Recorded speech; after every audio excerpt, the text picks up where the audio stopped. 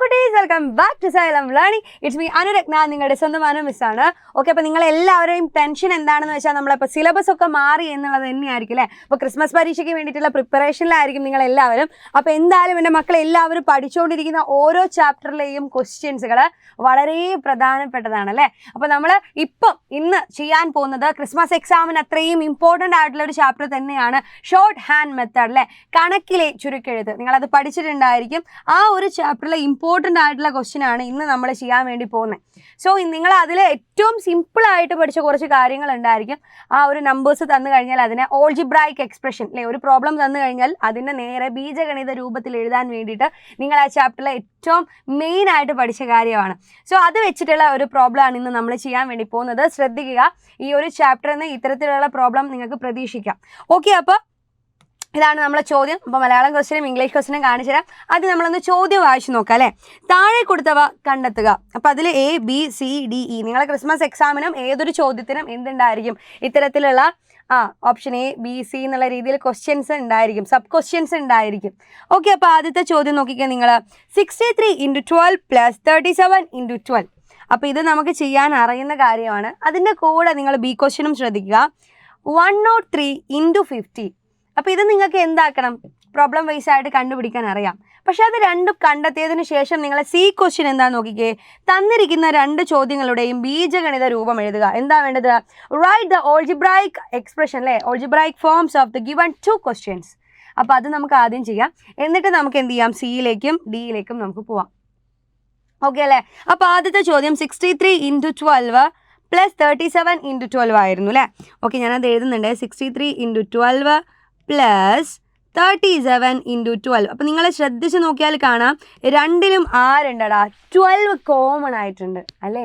അപ്പോൾ നമുക്ക് എന്ത് ചെയ്യാം, 12നെ പുറത്തെടുക്കാം. അപ്പോൾ പുറത്തെടുത്തിട്ട് എഴുതുന്ന രീതിയും എൻ്റെ മക്കൾ പഠിച്ചതല്ലായിരുന്നോ ഇല്ലേ. അപ്പോൾ അങ്ങനെ എഴുതാം 63 + 37 × 12 അല്ലേ. ഈ രീതിയിൽ നമ്മൾ അതിനെ എഴുതിയിട്ടുണ്ടായിരുന്നു.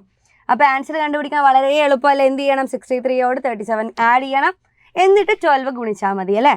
അപ്പോൾ എന്ത് വരും, നമുക്ക് 100 × 12 എന്ന് വരും.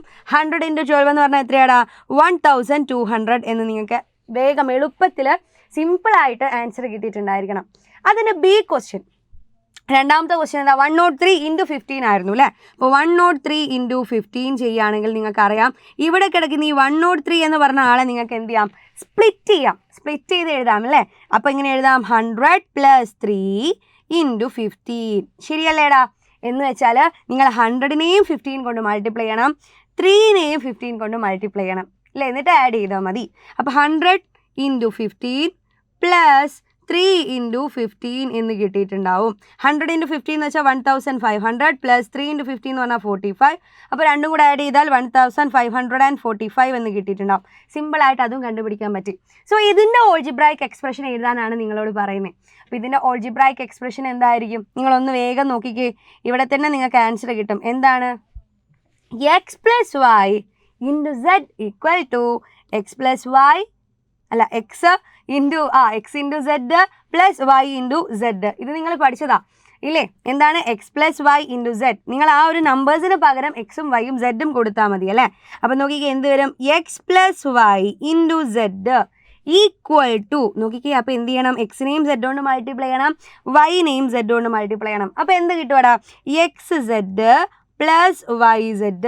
നമ്മൾ പഠിച്ച ഓൾജിബ്രായിക് എക്സ്പ്രഷൻ തന്നെയാണ്. ഇതൊരിക്കലും നിങ്ങൾ എന്ത് ചെയ്യരുത്, മറന്നു പോകരുത്. സോ നിങ്ങൾ ഇനി അടുത്ത ചോദ്യങ്ങൾ അല്ലേ, ഇനി 2 ചോദ്യങ്ങൾ കൂടെ ഉണ്ടായിരുന്നു. എന്താണ്, 136 അല്ലേ, 136 + 29 - 19 എന്ന് പറയുന്നതിൽ ഉത്തരം കണ്ടുപിടിക്കണം. ഇത് നമുക്ക് 2 രീതിയിൽ ചെയ്യാം, നിങ്ങൾ പഠിച്ചിട്ടുണ്ട് ഇല്ലേ. അതിൻ്റെയും എന്ത് കണ്ടുപിടിക്കണം, ഓൾജിബ്രായിക് ഫോം, അതിൻ്റെയും ബീജഗണിത രൂപം എന്താണ് എന്നുള്ളത് നിങ്ങൾ കണ്ടെത്തണം. ഓക്കെ, അപ്പോൾ അത് ഞാൻ ചെയ്യുന്നില്ല, അത് നിങ്ങൾ ചെയ്തിട്ട് കണ്ടുപിടിക്കുക.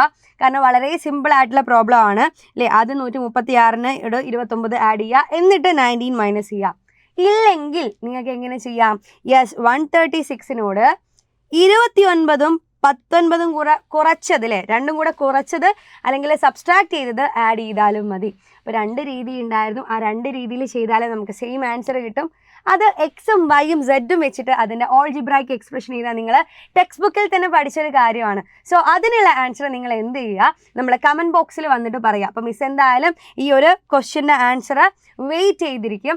അപ്പോൾ ഈ ഒരു ഷോർട്ട് ഹാൻഡ് മെത്തേഡിൽ മാത്രമല്ല, ബാക്കി നിങ്ങൾക്ക് ക്രിസ്മസ് എക്സാമിന് ചോദിക്കുന്ന ഏത് ചാപ്റ്ററിൽ നിന്ന് നിങ്ങൾക്ക് സംശയം ഉണ്ടെങ്കിലും നിങ്ങൾക്ക് കമൻറ്റ് ബോക്സിൽ വന്നിട്ട് പറയാം.